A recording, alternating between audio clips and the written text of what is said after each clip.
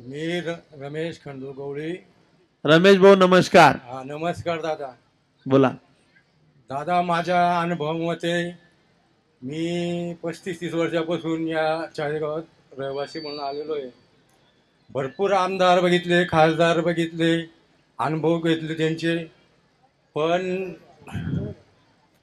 निश्चय आश्वासन देऊन गायब झाले ते.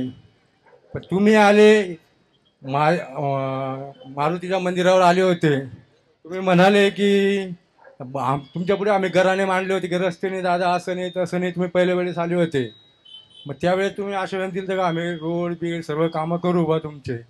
तुम्ही आश्वासनाला खरे ठरलात. आणि माझ्या मते तुमच्यासारखा आमदार मी आता ढवळा झालो, जेव्हा जवान होतो. मी विपक्षाचा माणूस आहे. ते माईक त्यांच्याकडे घे रे, ते माईक कॅमेरा घ्या तिकडे. हॅलो. हा. तर माझे वडील शरद पवारला मानत होते. मी त्याच्या मागे बोट घेऊन जायचो. माझा नेता शरद पवार, शरद पवार, शरद पवार. भरपूर वेळा मी त्याच्या मागे गेलो, पण चाळीसगावात विकास काही झालाच नाही. 35 वर्षापासून माझा अनुभव सांगतो मी, जगाचं काही सांगत नाही. तर आले, आश्वासन देऊन निघून गेले. पण तुम्ही जे काम केलं, तर मी एक सांगणार आहे, सर्व लोकांना सांगणार माझ्या वार्डातल्या, की या माणसाला बघून आणि कमळाला बघून मतदान दिलं पाहिजे. आणि थोडे एक गल्ली आमची बाकी राहिली दादा, जिथं माझा प्लॉट आहे. तुमच्याकडे मी रात्री 10 वाजता आलो होतो. तुम्ही नागपूरला जाणार होते. त्यावेळेस एक बाई, आम्ही 2 लोक आलो होतो.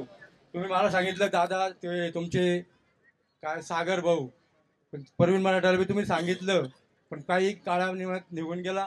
काहीतरी तकलीफ असेल, मग झाले नाही काम. तेवढ्या कामाचं तेवढं राहिलेलं आहे.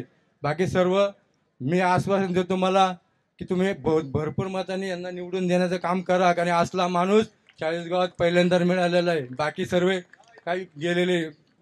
रमेश भाऊ, हा, आता जर तुम्ही इतकं सांगितलं जोरात, हो, आणि आता जर तुमची गल्ली झाली नाही, तर माझा बी अपमान आणि तुमचा बी अपमान नाही. होईल. अपमान होऊ नका देऊ. तेवढी थोडीशी चिरोटी राहिलेली फक्त. नाही तर तुमचं नाव पूर्ण महाराष्ट्रामध्ये 1 नंबर. मी एक गोष्ट सांगायची राहून गेली. मी बीड जिल्ह्यात गेलो होतो. त्यांनी मला विचारलं, तू माझी भाषा जरा वेगळी वाटली ना त्याला. तर तो म्हटला तू कोणत्या गावचा रे. म्हणलं मी जळगाव जिल्ह्यातला, चाळीसगाव तालुक्यातला. अरे म्हणला काय माणूस मिळाला म्हणला तुला, आमदार मंगेश दादा. अरे तो म्हणला तू आमचे शाहू महाराज आहे ते तिथले. तर ते आमचे तिथे काहीतरी कार्यक्रमाला आले होते. म्हणे हे माणूस संभाजी राजे म्हणे. तर यांनी सुद्धा तुमच्या मंगेशाची पाठ थोपटली म्हणे. तुला काय माणूस आमदार मिळाला म्हणे, भाग्यवान असेल म्हणे तू.